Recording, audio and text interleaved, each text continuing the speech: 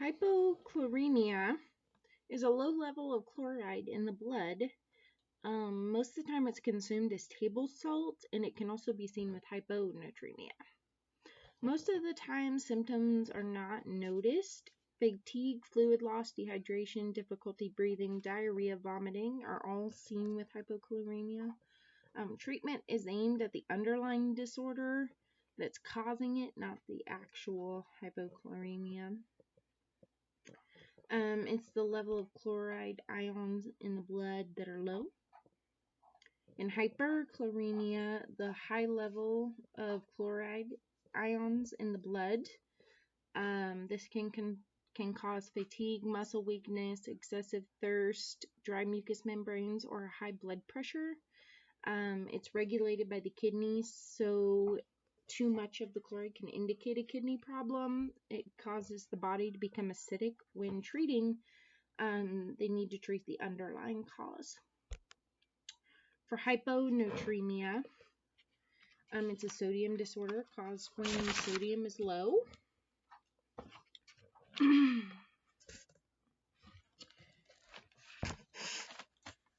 Signs and symptoms can be polydipsia, muscle cramps, headaches, falls, confusion, altered mental status.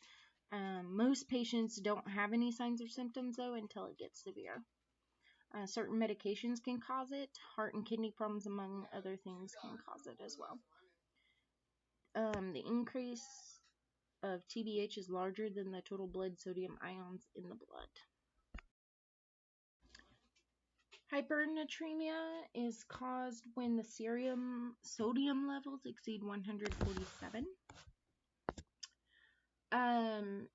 It can be caused by a loss of water, which is the most common reason, or an acute gain in sodium, so too much salt.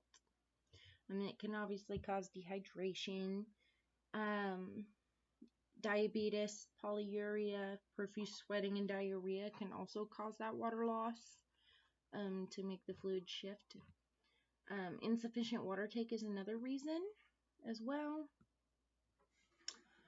It occurs because of inappropriate administration of a saline solution, so IV fluids, an oversecretion of aldosterone, where sodium reabsorption exceeds the water's reabsorption.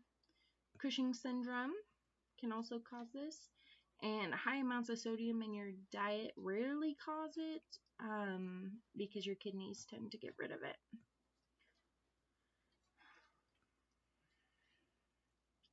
Thirst, fever, dry mucous membranes, hypotension, tachycardia, low jugular venous pressure, and restlessness are signs and symptoms of that. To treat it, they need to give salt-free fluid until it returns to normal, and it must be given slowly to prevent edema. With potassium, you have hypokalemia, which is when your serum potassium levels are below 3 or 3.5, depending on the resource.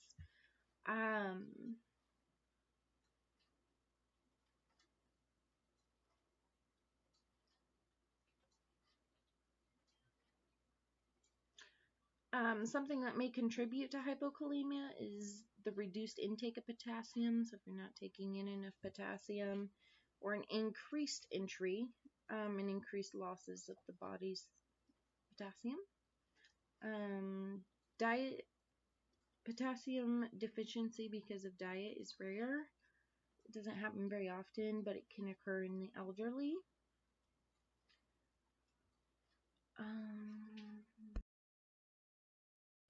Diarrhea, intestinal drainage, and laxative abuse can also result in hypokalemia.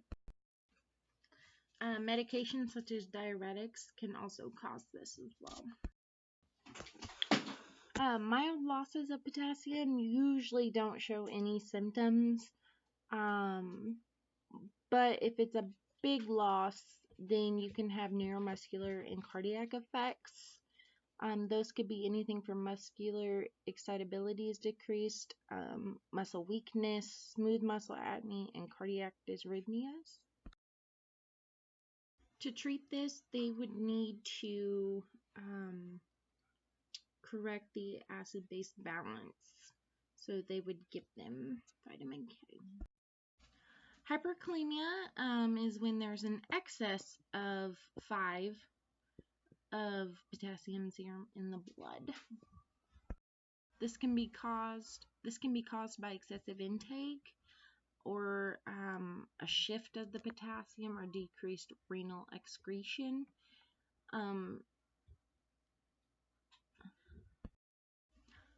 Hypoxia is also another thing that can cause it. Common signs and symptoms are muscle weakness, paralysis, or dysrhythmias. To treat this, they would treat the excess potassium, but also treat why there's excess potassium. So they would treat the underlying cause as well. Hypocalcemia is when the serum level of calcium is less than 8.5 and the ionized levels are less than 4. Some signs and symptoms could be neuromuscular irritability, carpopedal spasms, which is spasms in your hands or feet, a laryngospasm, hyperreflexia, seizures, and dysrhythmias. For severe cases, they would give IV calcium gluconate or an oral calcium replacement, and the serum levels should be monitored. For hypercalcemia, the concentrations exceed 12. Some signs and symptoms would be fatigue, weakness, lethargy, anorexia, nausea, and constipation, and they might also have mental status changes and confusion. To treat it, they treat the underlying cause as well as the severity of the symptoms. For hypophosphatemia is when the phosphate level is less than 2.5.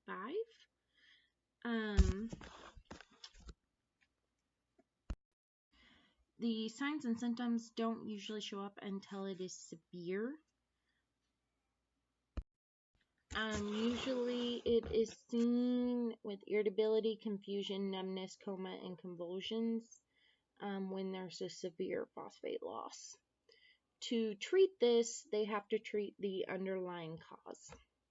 For hyperphosphatemia is an elevated phosphate level of more than 4.5. The signs and symptoms are related primarily to the low serum calcium levels, and they're comparable to those signs and symptoms. To correct it, they have to treat the underlying cause. For magnesium, we have hypomagnesemia and hypermagnesemia. With hypo, this occurs when the concentration is less than 1.5, and an increase in the neuromuscular excitability and tetany are present. Malnutrition, malabsorption, alcoholism, renal tubular dysfunction, metabolic acidosis, and diuretics can cause these. It's associated with diabetes, left ventricular hypertrophy, and inflammation, also osteoporosis. Treatment is to have IV or intramuscular shots of magnesium sulfate. For hyper, it's when it is greater than 2.5, and it's rare, and it's usually caused by renal failure. Excess magnesium, it depresses the skeletal muscle contraction and the nerve function. The signs and symptoms can include nausea and vomiting, muscle weakness, hypotension, bradycardia, and respiratory distress or depression. Treatment is to avoid magnesium-containing substances and the removal of magnesium by dialysis.